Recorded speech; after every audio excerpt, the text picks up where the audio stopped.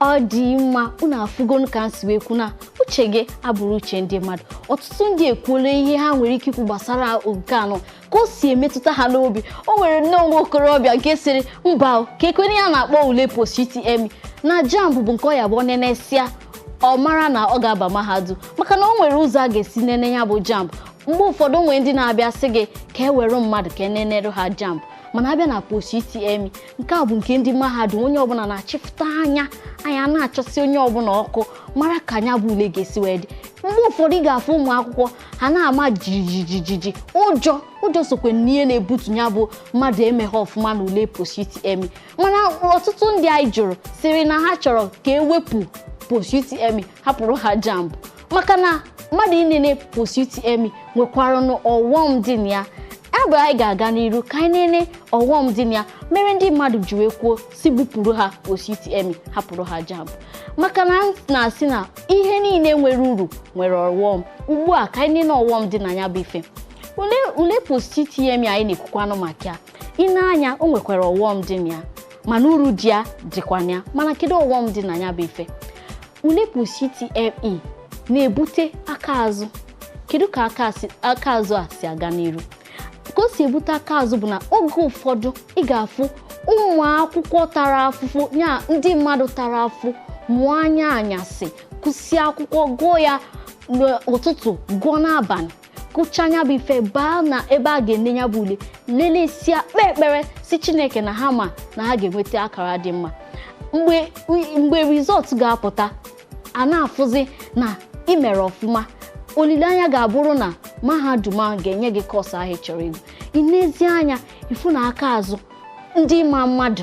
gụwa na-enwere onye ị mara ịma nwetezi ya bụ kọọsụ. Ndị ma mmadụ esigo n'azụ nya aka azụ esigo n'azụ wee mee nya bụ ife egbupụ gị maka mgbe a na-esi n'azụ eme nya bụ ife ọ bụ na enwe ndị kwụ a ga-enye ya bụ medicine and surgery ndị aka azụ egbupụ gị gburu gị tinye na ebe ọzọ. Oge ụfọdụ a na-egburu gị bupụ gị na mahadum ahụ ịma nwetezi ya bụ kọọsụ. Ya bụ na ule POST UTME na-ebute aka azụ. Ọzọ dịka ibe ya bụ na ule POST UTME na-ebute mberede okporo ụzọ. Kedu ka nke a si eme? Mgbe mmadụ biniri si na ọ na-aga inene ule POST UTME maka na ị mara ebe mahadum ahụ nọ, ibinye si na ị ga-aga inene ya bụ ule, oge ụfọdụ ị mara ebe ị na-eburu onwe gị etinye ịfụ ha ncha nọ na ebe a na-aba ụgbọala ka ha banye ụgbọala inwe ike ịgagide obute mberede okporo ụzọ. Mana ndị JAMB ga-akaba arụ gwa gị ebe ị ga-anọ wee nene ya bụ JAMB n'oge. Ị mara ebe ị ga-anọ nene mana mgbe ị na-enene ule POST UTME ị na-amara ebe skuul mahadum ahụ nọ ọ ga-ebute ihe dịka mberede okporo ụzọ. Ọzọ dịka ibe ya wee bụrụ na ule POST UTME na-eme mmadụ ịmarọ ka ị ga-aga iru ịmarọ ka ị ga-aga azụ maka na ewezuga na JAMB ịma na akwụsị na JAMB ọgụ nke izizi ịmara ihe ekwentị na-akọ. Mana ugbu a POST UTME na-eme gị ịmarọ ebe ị ga-agụrụ agụ. Ị ga-afụ oge ụfọdụ agba n'ime ahịa na achọrọ ego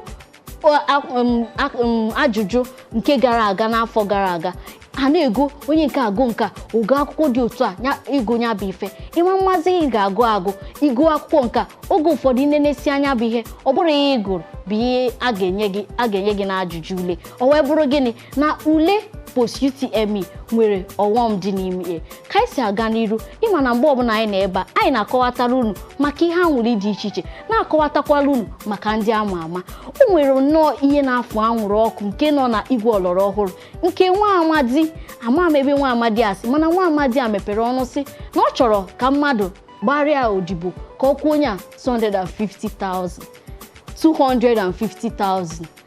na Island. Biko ọ bụ na ogenwa and ọ sịrị na ndị ọ chọrọ ka ha mee nya bụ ọrụ bụ ndị bụ graduate. Ndị graduate ihe anyị na-ekwu bụkwa maka graduate. Ọ bụ na ị bụ graduate onye gụchago mahadum gụọ 5 years gụọ 4 years na mahadum ị ga-emenwe ihe dị otu a ka akwụọ gị monthly ọnwa mbụ akwụọ gị 250,000. Ịbụ graduate ị ga-emenwu ihe dị otu a. Ugbu a ịma na dịka o si wee dị n'ihe ọbụla anyị na-eme ọ bụrụ ọsọsọ anyị na-eme anyị ga-agakwa ka anyị mara ihe ọtụtụ nwere ike ikwu gbasara ihe dị otu a. Ịbụ graduate gụchara agụcha ị ga-ekwe ka akwụọ gị 250,000 naira ka ị wee bụrụ gịnị house help ka a na-akwụ gị ya kwa mgbe ka ị bụrụ house help ka anyị mara ihe ndị mmadụ nwere ike ikwu gbasara nka enwekwara ebe ị ga anyị na-achịta azụ abịa n'uche nke m ọ ga-adị mma kwụọ m 250,000 bụrụ house help so far ga m ịkpụ m salary every month so aga m ịna ego m bụrụ house help. Nwada nke bụ eziokwu bụ na mụ nwa mma mbụ house help na be mmadụ ọ dị mma unu afụgonu ka o si wee dị mgbe ọbụla anyị na-ebe a anyị jụọ ndị mmadụ kedu ihe ha buru uche gbasara ọtụtụ ihe ndị na-emegasị n'ebe n'ala anyị unu afụgo ka ọtụtụ si wee kwuo o nwere nnọọ nwa okorobịa nke sịrị house help nya nwa odibo n'ụlọ ka a kwụọ ya 250,000 ọ sị gịnị na ọ gaghị eme na ọ bụgodị ma 350,000 ka a ga-akwụ ya na ọ gaghị abụ house help mmadụ na ọ ga-akara mma kụziere ya ka esi egbu azụ nya ọ mụta ka esi egbu azụ ogbuezi azụ na ga-akụzinere ya nnọọ ka esi enweta nya bụ ife na ọ chọrọ ịma ka agụwa na onwe gị si enweta nya bụ ego ka nyanwa na-enweta ka nyanwa nwekwe gịnị house help mana ịmagụ ka ihe si wee jiri n'ala anyị bụ Naịjirịa ọ bụ na oge nwa ị ga-ekwe ka akwụọ gị nya bụ ife mana abịakwa n'uche nke m masị gị maka na ọtụtụ ndị nọ n'ebe dị iche iche ndị na-agbagasị bọọ ị na-amaghị ihe ha na-arụ enwere ọtụtụ ndị na-ekpugasị afịfịa ha kposie nya bụ afịfịa akwụọ ha ego gbara ọkpụrụkpụrụ ha weta nya bụ ego mana ọtụtụ ndị ha nwetasie nya bụ ego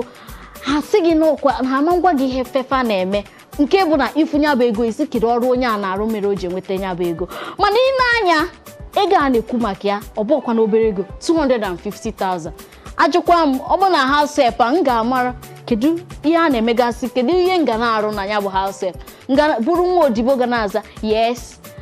ma yes sir yes ma kama ya bụrụ nwa odibo ga na-asụ akwa ga na mmecheki wee mara ọ ihe toziri etozi ka ihe na-etoziri etozi anyị ka na-agara iru na-agwagasị unu ihe na-eme n'ala anyị tụmadụ na mahadum gbara gburugburu enwe nnọọ ozi ọzọ anyị chọrọ izitere gị ugbu a nke steeti gọọmenti ekwuola Dondi Laspotech Lagos State Polytechnic aka na ntị tụọ ụmụ akwụkwọ aka na ntị si ha gịnị ha kwụsị ịnwụ ọgwụ ike nke a na-eme nke a ka a gwara ha maka na ha na-ego anya chebie n'ime onwe ha na abịa na mahadum gbara gburugburu otu ọkachasị ụmụ nwoke kedu ihe mere eji anwụ ọgwụ ike ma ị nọ na mahadum onye bụ ihe zigara gị na mahadum ị ga-ame ya bụ na ndị adoga aka na ntị Lagos steeti gọọmenti adoga aka na ntị si ha kwụsị ịnwe ọgwụ ike mgbe ị nọ na mahadum na ọ ga-enyere gị aka iwe mara ịga na ya bụ mahadum ego ọ dị mma ozi ọzọ dị ka ibe ya bụ onye ama ama ịma na anyị na-akọwakwa maka ndị ama ama ya o nwere nwa amadi ama ama na-emepụta ihe ọ na-agụ egwu o nwere ọtụtụ ndị na-enegasị anya na egwu ọ na-agụ ndị chọrọ ịdịka ya nwa amadi a wee bụrụ onye Two-Face Idibia nke ezitere anyị ozi na Two-Face Idibia yọrọ nwunye mgbaghara na igwe ọlọrọ ọhụrụ Twitter wee sị ya gbaghara ya na ọbụbe ezigbo nwoke kemgbe na ọbụbe ezigbo nwoke jara ụmụ ya kedu ihe mere nwoke nwa amadi anụ ama ama ji wee gwa nwunye si ya na ọbụbe ezigbo nwoke ọ pụta na ndị igwe ọlọrọ ọhụrụ egosiro kwemgbe ka o si ebigesi ndụ ya kedu ihe o ji wee bụrụ ugbu a maka na ị na-anya n'eziokwu na iru Chukwu na iru mmadụ onye a na-ekwu maka ya bụ ezigbo onye ndị mmadụ na-enegesi anya maka ya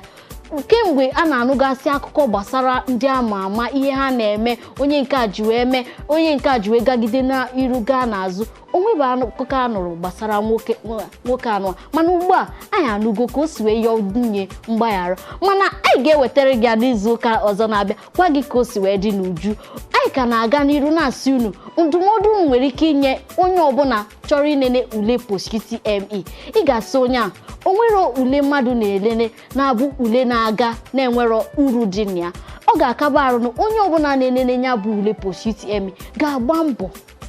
gụsie akwụkwọ ike nya mụọ anya anyasị mụọ anya ụtụtụ ịmụsi anya ụtụtụ ọ ga-enyere gị aka ịmara na ịgbara mbọ wee nweta ihe ị na-achọ maka na enene ya ụfọdụ na-asị ka egbupụ ya bụ ife egbupụ mana ọma ndị mma ka egbupụ ya ọ ga-adị mma ka arapụ ya maka na ama m na ụjọ mere ndị mmadụ ji asị ka egbupụ ule POST UTME ewepụ ya bụ ife itozuru etozu na inene ule JAMB ị ga-enweta ya bụ ule JAMB mba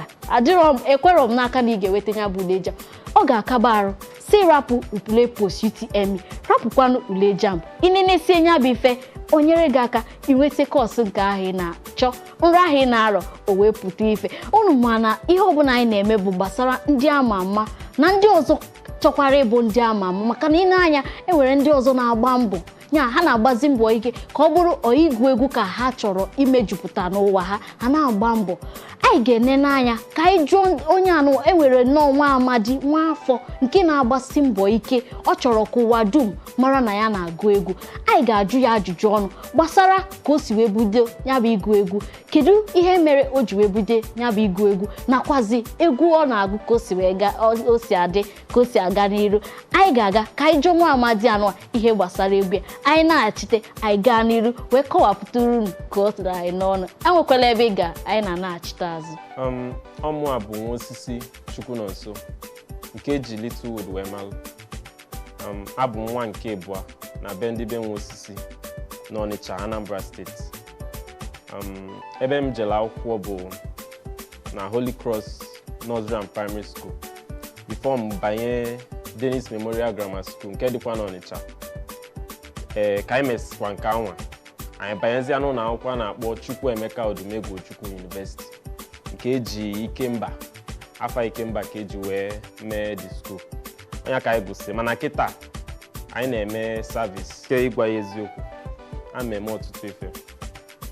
ana m ese ife ana m agbakwa egwu ugbu a ka NYSC wee kwụrụ ana m alụkwazi ọlụ mana nke kasị nke bụ ana m eti egwu anyị nwa bụ ndị tinkom m ga-asịkwa na ya bụ ife ọ bụrụ ife anọkata bido ọ ife amụnye m na ya ọ ife m pụta ụwa kwudo na-agụ ya dịka egwu megide the thing wee bịazie mebe emi wee chọpụta na ọ bụrụkwa ife eji egwu na ọkwa egwu bụ akara aka m ọ bụrụkwa nke ikwedoro emi nye maka nchọpụtasịzi wee hazibezie bido debe m egwu gụba chọpụtakwuzie na amakwu m ede egwu amakwu m agụ a na-agụ akwụkwọ na-akụ egwu ọ dịrọ ofele chacha so mana mgbe m nọ secondary school njọs na-agụ ya bụ egwu etinyebe m anya ọfụma na ya nọ nke m bịazi service ka m si kedu nke bụ na mma nọ na-agụsi egwu ife pụta ebe a ka anyị esi wee otu a ka anyị esi mezi ya bụ ife wee si mba wee bidozie jebezie na studio ebe a na-alụ egwu ebe afọ ka nnọkwa wee bupụta egwu nke izizi mana egwu nọ na-ewepụta bụ egwu ndị mmadụ tiga eti mgụyali anya n'ụdị nke mmụọ so m chọpụtakwa na ndị mmadụ like anya bụ ife wee si mba na mma ntọzi na nke ndị mmadụ mmadụ akpụlukwe m je nga si na ntọ na-agụsi egwu ya so wee si ka m tie nke m so a na-apụta this year ka ọnwa dị na 4th wee tipụta nke m ndị mmadụ na-anwụlikwa atụrụ m n'uche na ya bụ ife ga-abụ nnukwute ife onye ọbụla obi dị onye ọbụla sa anwụli asị na ya bụ ife amaka so ọ bụrụkwa ezigbo nkwado mana ọ dịrị ofele ikpokọ ma ịgụ akwụkwọ ma iti egwu maọbụ ikpokọ ije ọrụ ma iti egwu nke anyị nọ na Lagos a trafik n'ife niile ịpụta n'ụtụtụ oge ọzọ ya nweta onwe bụ na mgbede tupu ị na-amali ife na-eme ụla ịnabaga ụla so ma egwu nwaanyị ma na-edezikwu mana anyị na-anịkọpụtasị oge ma Saturdays Sundays anyị na-ewepụtasị oge n'ime ya si ka anyị na-emekwa ife anụ maka ọ bụrụ anyị mesịzi ya service anyị wụsazi arụ ịma abịa n'ife egwu a na-afụsị ndị na-eti egwu ndị dịsị ka Davido na Wizkid o KC ka m welụsị afa ndị dị so na Bany Fino Flavor eche na ya bụ ife na ọ dị ofele iti egwu bụ ego iti egwu bụ ego ị ga-ejide ego n'akpa maka itisie ndị mmadụ ya anụ tupu ndị mmadụ anụ ya ọ ya aba na redio ọ ya aba na TV dịka anyị na-eme ya kịta ọ ga-abasị ebe dị iche iche baa ma n'ịntanetị ndị mmadụ a na-afịa mgbe ọbụla ọ mgbe itikalizili ya ọba ndị mmadụ isi asị mba onye ahụkwa mana ife niile bụ ego ebe a ka ọ na-adịba abụ nsogbu ihe okoko ka anyị jee na nke bishọp na ego adịgo your heart no be ball I go play easy cause me I know they like hard trick hustle dripping over plate you give me smile and my liver feel isi mbido bụ nke anyị nene isi mbido ka anyị na-akwado onwe anyị